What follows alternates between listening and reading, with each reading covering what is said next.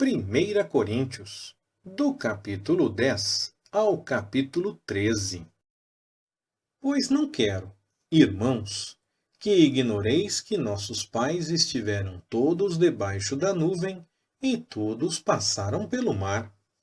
E, na nuvem e no mar, todos foram batizados em Moisés. E todos comeram do mesmo alimento espiritual, e beberam todos da mesma bebida espiritual, porque bebiam da pedra espiritual que os acompanhava, e a pedra era Cristo. Mas Deus não se agradou da maior parte deles, pelo que foram prostrados no deserto. Ora, estas coisas nos foram feitas para exemplo, a fim de que não cobicemos as coisas más, como eles cobiçaram. Não vos torneis, pois, idólatras, como alguns deles, conforme está escrito. O povo assentou-se a comer e a beber, e levantou-se para folgar. Nem nos prostituamos, como alguns deles fizeram, e caíram num só dia 23.000. E não tentemos o Senhor, como alguns deles o tentaram e pereceram pelas serpentes. E não murmureis, como alguns deles murmuraram e pereceram pelo destruidor. Ora, tudo isto lhes acontecia como exemplo, e foi escrito para aviso nosso, para quem já são chegados os fins dos séculos. Aquele, pois, que pensa estar em pé, olhe que não caia. Não vos sobreveio nenhuma tentação, senão humana, mas fiel é Deus, o qual não deixará que sejais tentados acima do que podeis resistir. Antes, com a tentação, dará também o meio de saída, para que a possais suportar. Portanto, meus amados, fugi da idolatria. Falo como a entendidos. Julgai vós mesmos o que digo. Porventura o cálice de bênção que abençoamos não é a comunhão do sangue de Cristo? O pão que partimos não é porventura a comunhão do corpo de Cristo? Pois nós, embora muitos, somos um só pão, um só corpo, porque todos participamos de um mesmo pão. Vede a Israel segundo a carne. Os que comem dos sacrifícios não são porventura participantes do altar? Mas, que digo? Que o sacrifício ao ídolo é alguma coisa? Ou que o ídolo é alguma coisa? Antes digo que as coisas que eles sacrificam, sacrificam-nas a demônios, e não a Deus. E não quero que sejais participantes com os demônios. Não podeis beber do cálice do Senhor e do cálice de demônios. Não podeis participar da mesa do Senhor e da mesa de demônios. Ou provocaremos a zelos o Senhor? Somos, porventura, mais fortes do que ele? Todas as coisas são lícitas, mas nem todas as coisas convêm. Todas as coisas são lícitas, mas nem todas as coisas edificam. Ninguém busque o proveito próprio, antes cada um o de outrem. Comei de tudo quanto se vende no mercado, nada perguntando por causa da consciência. Pois do Senhor é a terra e a sua plenitude. Se, portanto, algum dos incrédulos vos convidar e quiserdes ir, comei de tudo o que se puser diante de vós, nada perguntando por causa da consciência. Mas, se alguém vos disser, isto foi oferecido em sacrifício, não comais por causa daquele que vos advertiu e por causa da consciência.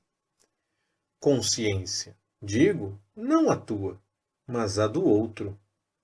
Pois, porque há de ser julgada a minha liberdade pela consciência de outrem?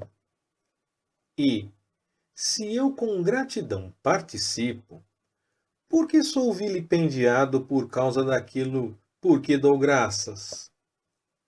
Portanto, quer comais, quer bebais, ou façais qualquer outra coisa, fazei tudo para a glória de Deus. Não vos torneis causa de tropeço, nem a judeus, nem a gregos, nem a igreja de Deus. Assim como também eu, em tudo procuro agradar a todos, não buscando o meu próprio proveito, mas o de muitos, para que sejam salvos. Sede meus imitadores, como também eu o sou de Cristo. Ora, eu vos louvo, porque em tudo vos lembrais de mim, e guardais os preceitos assim como vô-los entreguei. Quero, porém, que saibais que Cristo é a cabeça de todo homem, o homem a cabeça da mulher, e Deus a cabeça de Cristo. Todo homem que ora ou profetiza com a cabeça coberta desonra a sua cabeça. Mas toda mulher que ora ou profetiza com a cabeça descoberta desonra a sua cabeça, porque é a mesma coisa como se estivesse rapada. Portanto, se a mulher não se cobre com véu, tosquie-se também. Se, porém, para a mulher é vergonhoso ser tosquiada ou rapada, cubra-se com o véu. Pois o homem, na verdade, não deve cobrir a cabeça, porque é a imagem e glória de Deus. Mas a mulher é a glória do homem. Porque o homem não proveio da mulher, mas a mulher do homem. Nem foi o homem criado por causa da mulher, mas sim a mulher por causa do homem. Portanto, a mulher deve trazer sobre a cabeça um sinal de submissão, por causa dos anjos. Todavia, no Senhor, nem a mulher é independente do homem, nem o homem é independente da mulher. Pois, assim como a mulher veio do homem, assim também o homem nasce da mulher. Mas tudo vem de Deus. Julgai entre vós mesmos. É conveniente que uma mulher com a cabeça descoberta ore a Deus? Não vos ensina a própria natureza que se o homem tiver cabelo comprido, é para ele uma desonra, mas se a mulher tiver o cabelo comprido, é para ela uma glória?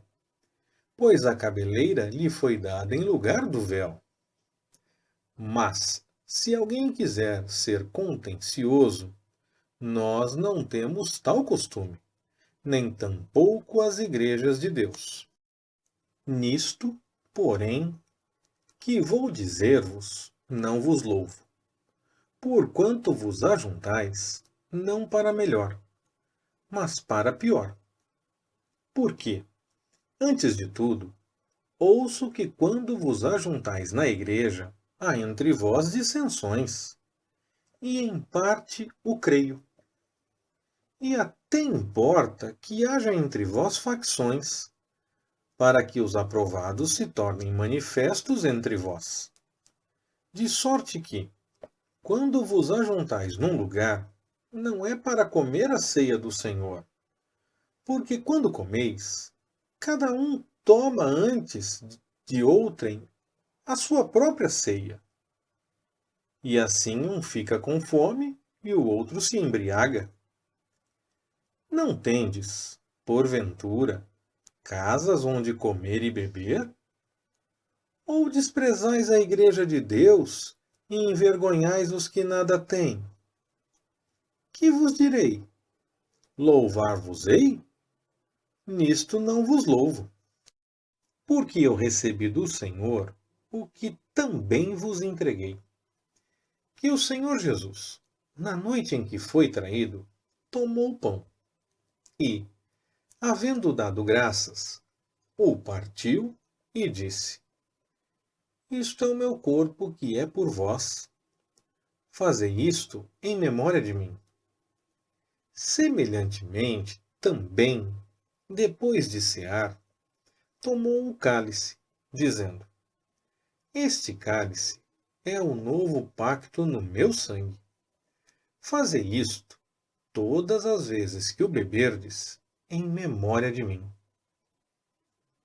Porque todas as vezes que comerdes deste pão e beberdes do cálice, estareis anunciando a morte do Senhor, até que ele venha. De modo que qualquer que comer do pão ou beber do cálice do Senhor indignamente, será culpado do corpo e do sangue do Senhor. Examine-se, pois, o homem a si mesmo, e assim coma do pão e beba do cálice. Porque quem come e bebe para a sua própria condenação, se não discernir o corpo do Senhor.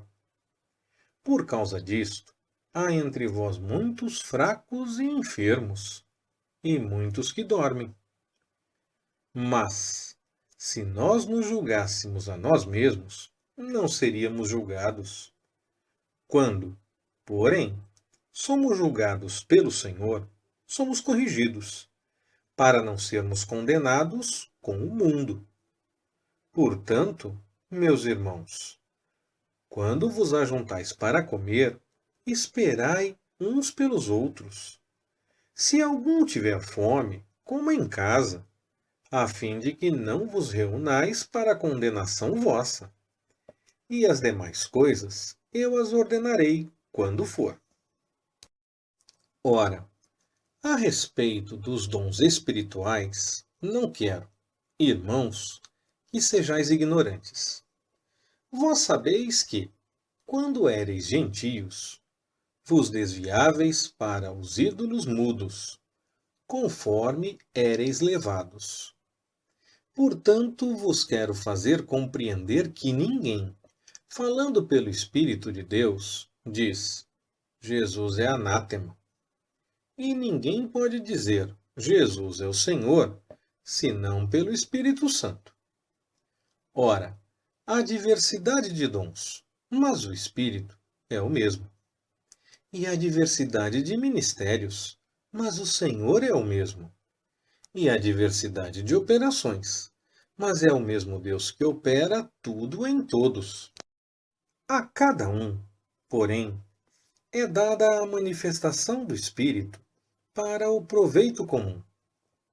Porque a um, pelo Espírito, é dada a palavra da sabedoria, a outro, pelo mesmo Espírito, a palavra da ciência, a outro, pelo mesmo Espírito, a fé, a outro, pelo mesmo Espírito, os dons de curar, a outro, a operação de milagres, a outro, a profecia, a outro, o dom de discernir espíritos, a outro, a variedade de línguas, e a outro, a interpretação de línguas.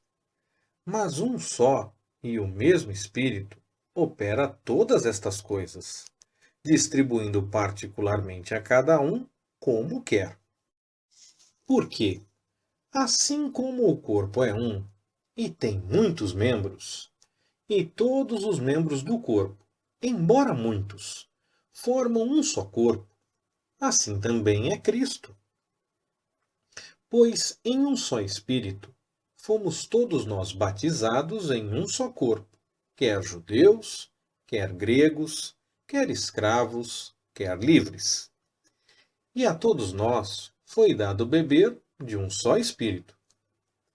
Porque também o corpo não é um membro, mas muitos.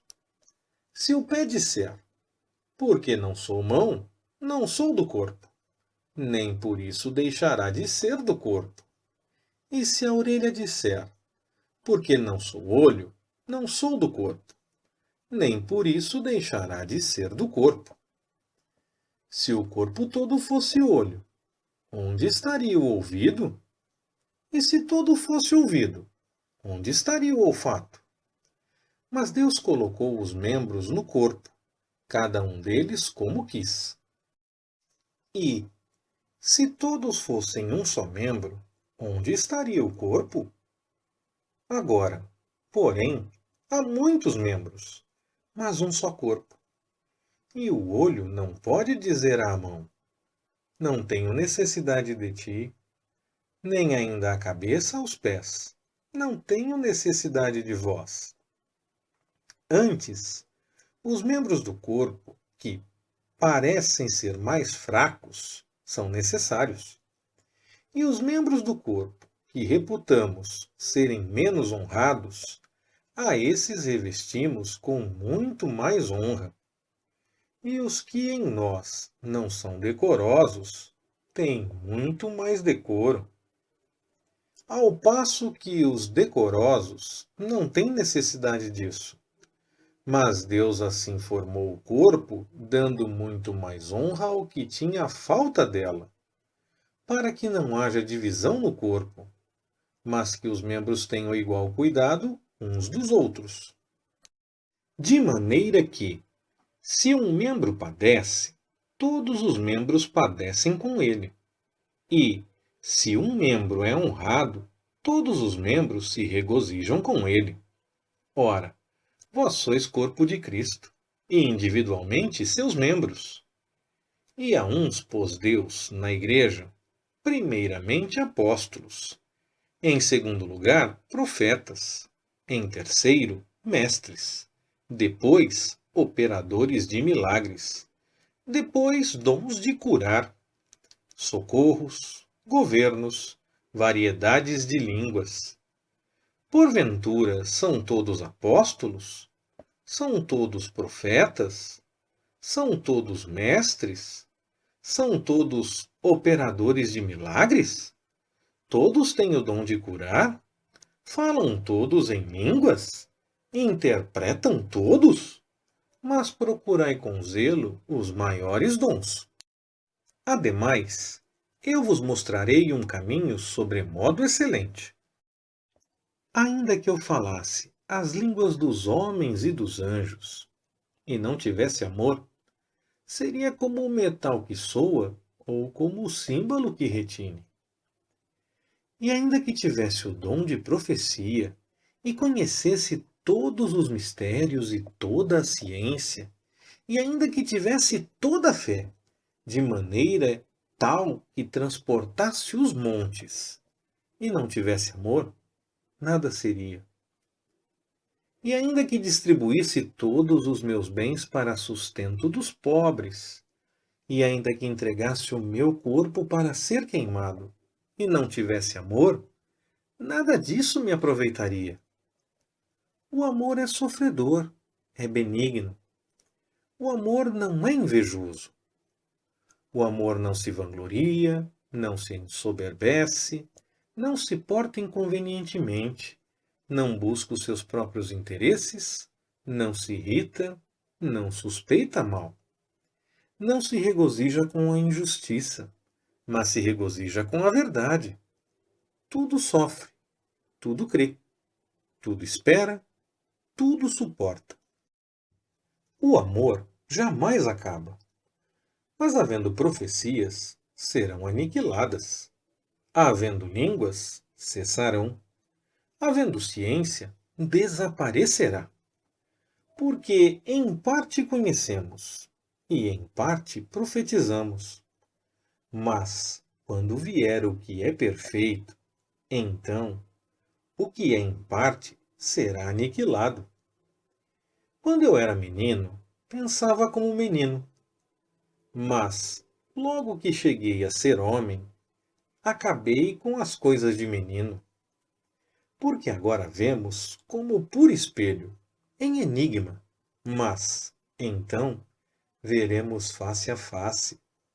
Agora conheço em parte, mas, então, conhecerei plenamente, como também sou plenamente conhecido. Agora, pois, permanecem a fé, a esperança, o amor. Estes três. Mas o maior destes é o amor. Leitura Pastor Ricardo. Compartilhando na Web. www.compartilhandonaweb.com.br Ministério Compartilhando.